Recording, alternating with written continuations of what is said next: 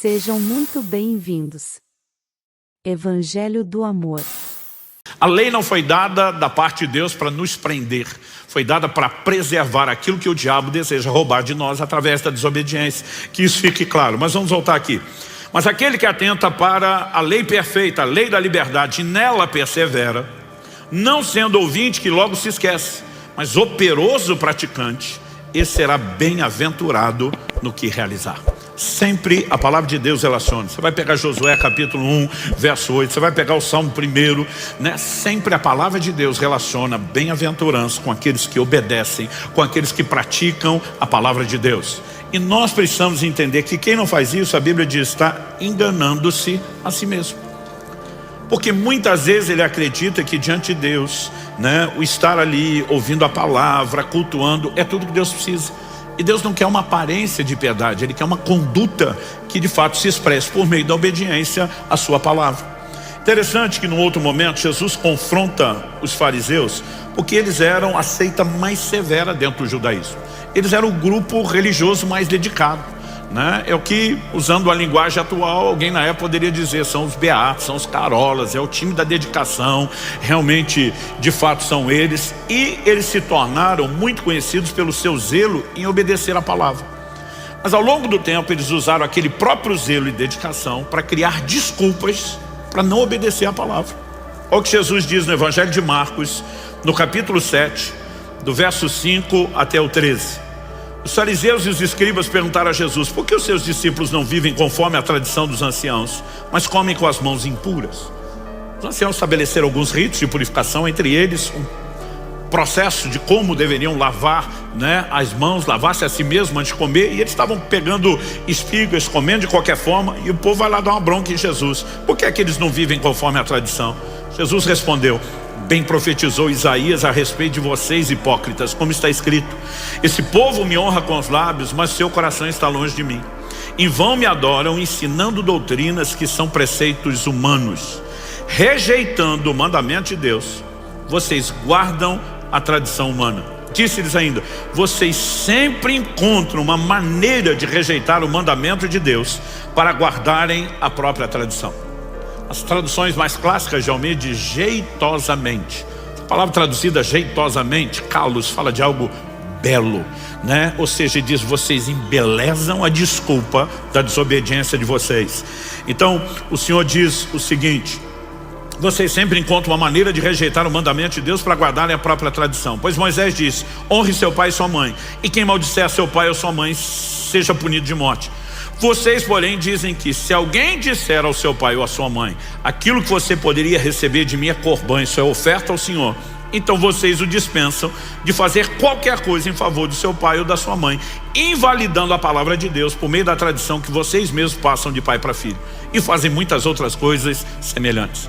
Ou seja, Jesus está dizendo: vocês conseguiram criar rituais, aparências de piedade que negam a palavra. Conversa é essa? A Bíblia manda honrar pai e mãe, e fala das consequências de você agir da forma inversa. Agora vocês dizem que quando a pessoa consagrou a Deus aquilo, ela não deve mais obediência.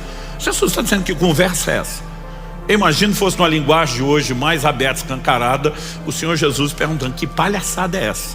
Né? Como é que vocês chegaram a esse ponto? Mas o interessante é que por trás de tudo isso, né, existem normas sendo estabelecidas que aparentam que eles estão defendendo um código, que eles continuam vivendo a obediência, mas o que na verdade eles estão praticando é só uma aparência de obediência.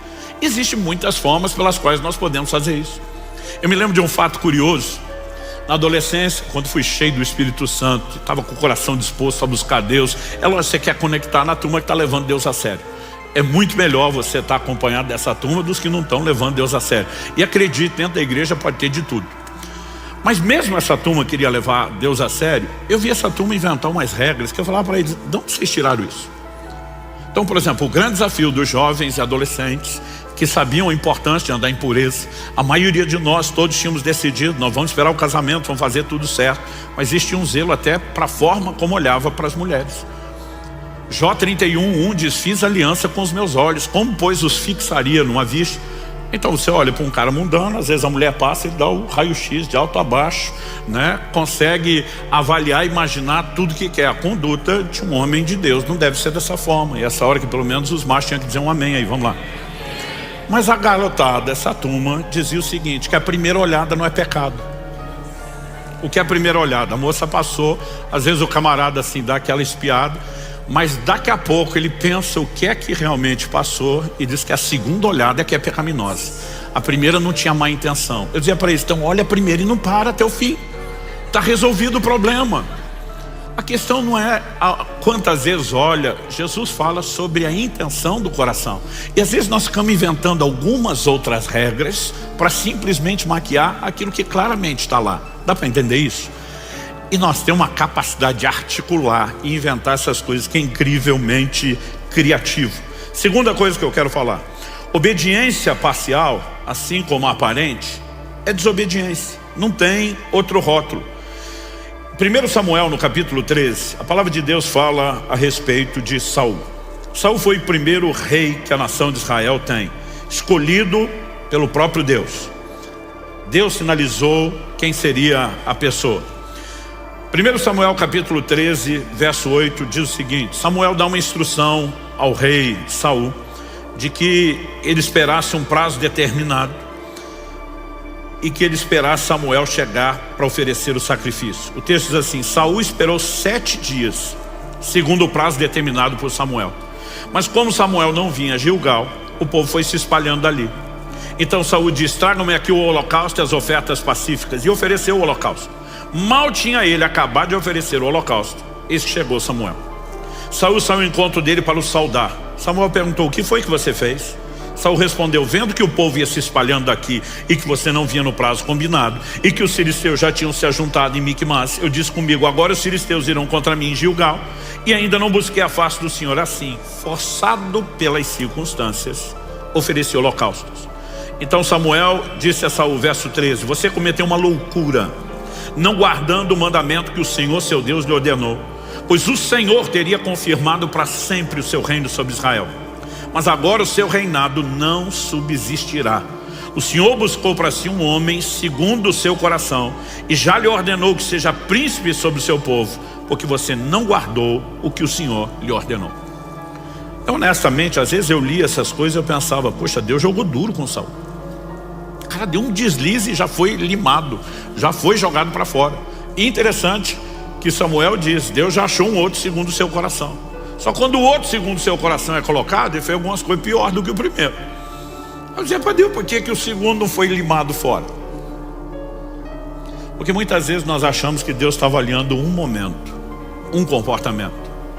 Mas não foi isso que Deus explicou para Samuel na hora de escolher os filhos de Jessé. Deus diz: o homem olha a aparência, Deus vê o coração. E o coração é aquilo que determina como será o nosso comportamento. Deus não estava avaliando uma ação de Saul. Na verdade, nós percebemos que a Bíblia vai mostrando várias ações de alguém que oferece a Deus obediência parcial. Me espera 7 dias, não faça nada até que eu chegue para o sacrifício. Bom, deu 7 dias, esperei. Mas Samuel não chegou ainda, problema dele. Eu obedeci uma parte, ele devia ter se esforçado na dele. As pessoas que praticam obediência parcial, elas sempre têm alguma coisa dentro delas para justificar a relativização, a compensação. É quase como se fosse mais ou menos assim: obedeci nessa área, tudo bem se eu desobedecer na outra, porque um pelo outro, e esse aqui é mais importante, eu acho que no final meu saldo está bem. E não é dessa forma que Deus olha. Em Tiago, no capítulo 2, nos versos 10 e 11, a Bíblia diz: pois quem guarda toda a lei, mas tropeça em um só ponto, se torna culpado de todos. Porque aquele que diz não cometa adultério, também ordenou não mate. Ora, se você não comete adultério, porém mata, acaba sendo transgressor da lei. Então, de alguma forma, às vezes a gente fica relativizando e a gente diz: não, mas se eu fiz isso aqui, aquilo cabe. E a obediência parcial, ela é considerada por Deus desobediência. Eu acho interessante o como a mentalidade das pessoas processam as coisas. Por exemplo, para nós, aliás, a gente olha na própria sociedade, pregando o evangelho para muita gente presa, condenada, você vê que uma das coisas que mais gera culpa na mente e no coração do homem, normalmente diz respeito ao homicídio. Mas ao longo da história, nós já tivemos momentos onde, diante dos escrúpulos das pessoas, mesmo daqueles que não eram muito tementes a Deus não, existiam algumas coisas que tinham um peso maior. Uma delas, que infelizmente a nossa sociedade está programando todo mundo para aceitar, é que o adultério está tudo bem. Mas, por exemplo, por que Abraão faz um acordo com Sara, sua esposa, e diz: olha, onde a gente chegar você vai dizer que é minha irmã e não minha esposa?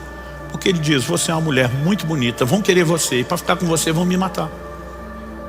Por que queriam matar Abraão? Porque se a mulher tem marido, ninguém pode ficar com ela, mas se tiver viúva, pode. Então olha a cabeça dos caras: adulterar não, matar tudo bem. Porque pelo menos depois que a gente matar o cara, a gente cometeu um pecado menor, mas o pecado maior, que é o adultério, nós não vamos cometer. Hoje em dia, as pessoas olham para o adultério como o pecado menor e o homicídio maior, mas a relativização continua. Só que a Bíblia está dizendo: o mesmo Deus que ordenou uma coisa, ordenou outra. Quando você tropeça num, você tropeçou em todos. Não adianta relativizar. Mas de alguma forma você olha para Saul e você vai perceber isso o tempo todo. Vá comigo para 1 Samuel capítulo 15. E de novo a Bíblia vai falar a respeito de Saul. E a Escritura nos mostra o como de fato aquilo era uma conduta recorrente. 1 Samuel 15, eu vou começar no verso 1. Samuel disse a Saul: foi a mim que o Senhor enviou para ungir você como rei sobre Israel, o povo dele. Agora ouça as palavras do Senhor. Em outras palavras, você lembra do início? Que Deus me usou para levantar você, escolher você, que tudo que eu falei da parte de Deus tem acontecido, se mostrou fiel. Então presta atenção. Ele diz o seguinte, verso 2: assim diz o Senhor dos Exércitos: castigarei Amaleque pelo que fez a Israel, colocando-se no caminho de Israel quando ele saía do exército do Egito. Isso está lá em Êxodo no capítulo 17. Portanto, vá e ataque os amalequitas, destruindo totalmente aquilo que eles tiverem. Não poupe ninguém.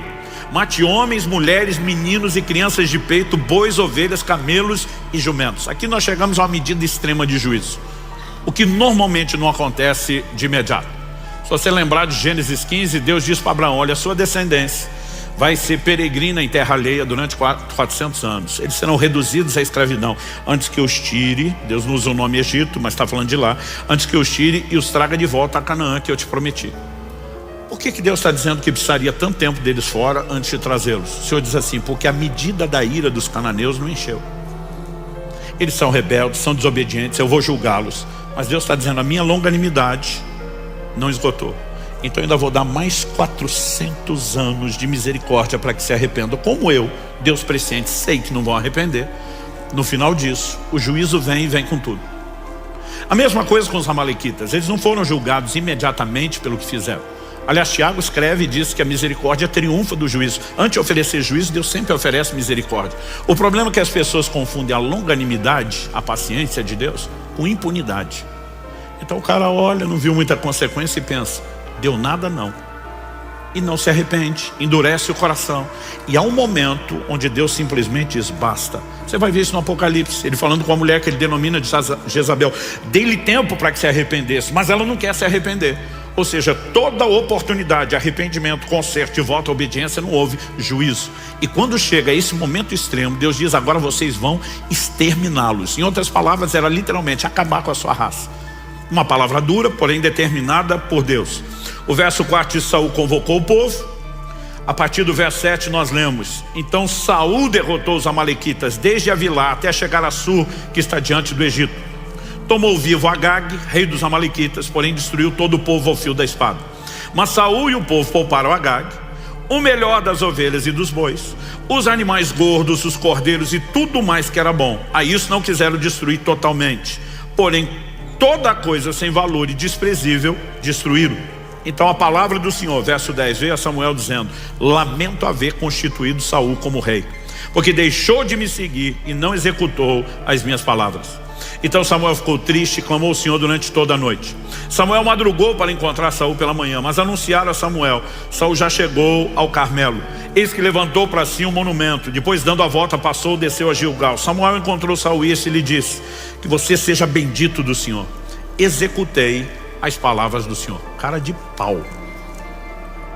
Mas Samuel perguntou: então que balido de ovelhas é esse nos meus ouvidos e o mugir de bois que estou escutando? Saul respondeu: Trouxeram isso dos amalequitas, porque o povo guardou o melhor das ovelhas e dos bois para o sacrificar ao Senhor seu Deus. O resto nós destruímos totalmente. Então Samuel disse a Saul: espere, vou declarar a você o que o Senhor me disse essa noite. Saul respondeu: fale.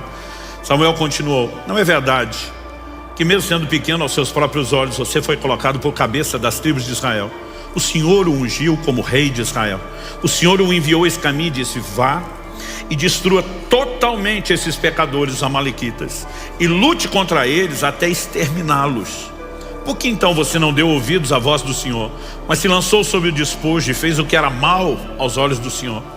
Então Saul disse a Samuel: pelo contrário, dei ouvidos à voz do Senhor e segui o caminho pelo qual o Senhor me enviou.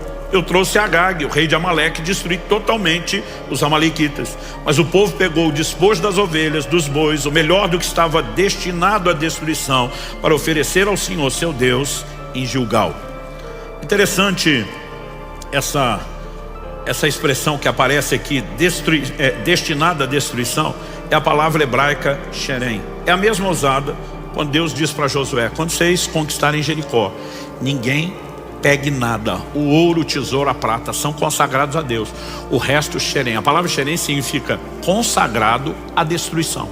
Então muitas vezes é traduzido como condenado. É uma expressão difícil, mas é uma consagração que se faz a Deus, porém a destruição.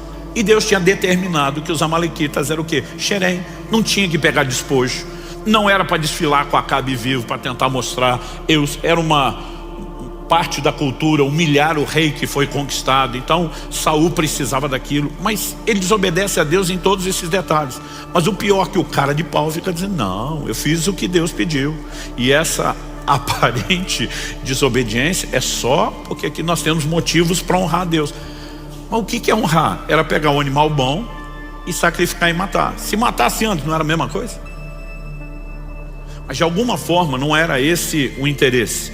Olha o que diz o verso 22. Porém Samuel diz, e aqui precisa chamar minha e sua atenção: será que o Senhor tem mais prazer em holocaustos e sacrifícios do que no obedecer a sua palavra?